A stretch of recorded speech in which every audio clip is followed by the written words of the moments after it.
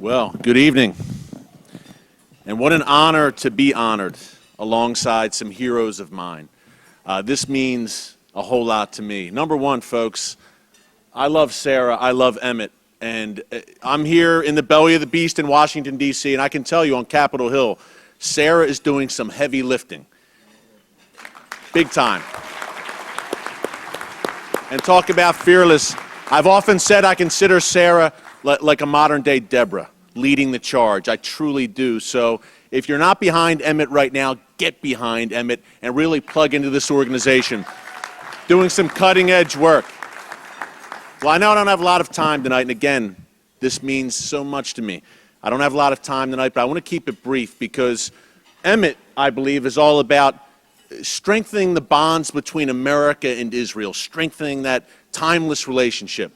But a lot of times today, many of our fellow Americans, not the people in this room, believe that, look, what happens in the Middle East thousands of miles away doesn't affect us. Hey, the Kardashians are on the tube. The princess just had another baby.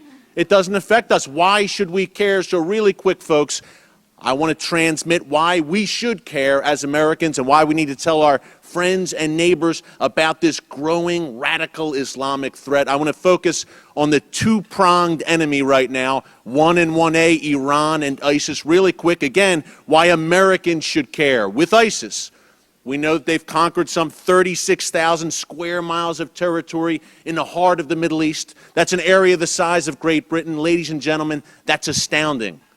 They rule over some 8 million unfortunate souls. And they're on the march, spreading their tentacles throughout the Middle East and North Africa, and they are at Israel's doorstep, in particular in Sinai, and marching across Syria. But why should you care? Here's an example. Recently, our FBI Director, James Comey, made a very stunning statement. He said that in all 50 U.S. states right now, all 50 states, including Alaska and Hawaii, we have investigations ongoing into ISIS activity on American soil.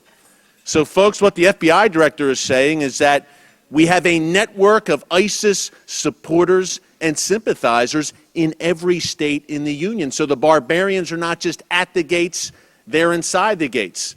And hey, he works for the Obama administration, so you have to be able to trust him, right? Come on. We've had up to 200 U.S. citizens leave their comfortable homes here in the United States, travel overseas to Syria, Iraq, and join ISIS. And folks, if they don't get killed waging jihad over there, one day they will come back over here. And when you're fresh off slicing heads in Syria, you're probably not going to transition peacefully back into civilian life and get a job at McDonald's. We have a problem, becoming an epidemic, I would say. Real quick, just to close with Iran. Again, why should you care? Because many Americans say, you know, tough break for Israel if Iran gets the bomb. It's a real shame for the Jewish people. But why should you care? Here's an example. Right now, we have peace in our time unfolding with the nuclear talks with the Iranian regime. They've changed their spots. We can trust these guys.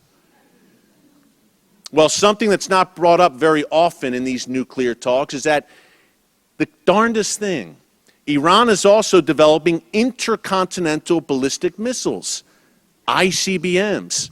Now, in 2013, our own Pentagon issued a report saying that by 2015, Iran may have that ICBM capability. Now, you only develop ICBMs for one reason, to mount them with a nuclear warhead.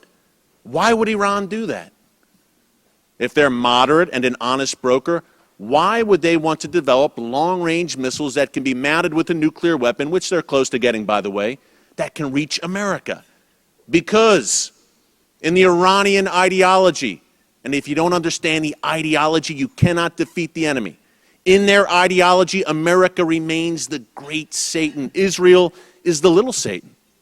We are the great Satan. We are the ultimate prize. Does anyone in this room think that if the Iranian regime got its way and the mullahs wiped Israel off the map and pushed the Jewish people into the sea, does anyone in this room think they would stop there, pack up their bags and go back to Tehran and say our work is done here?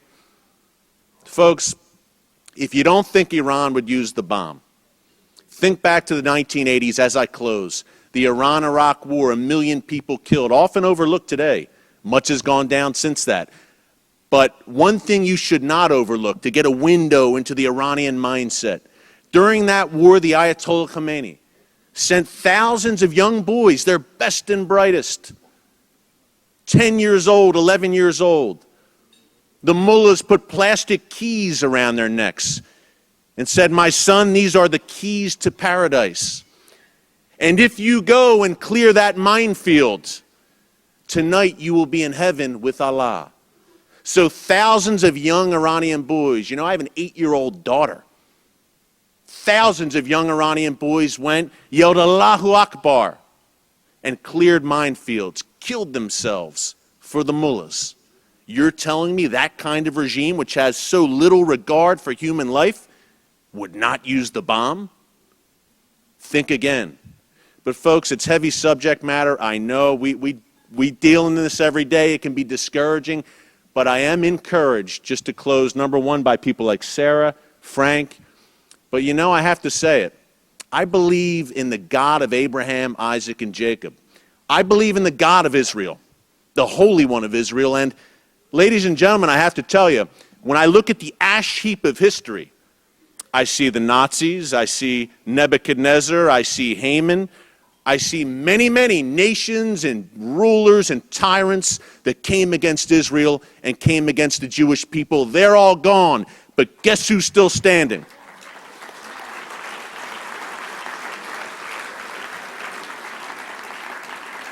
I believe that the people of Israel will not only survive, but thrive. So take heart. You're on a winning team. Thank you, and God bless you. Have a good night.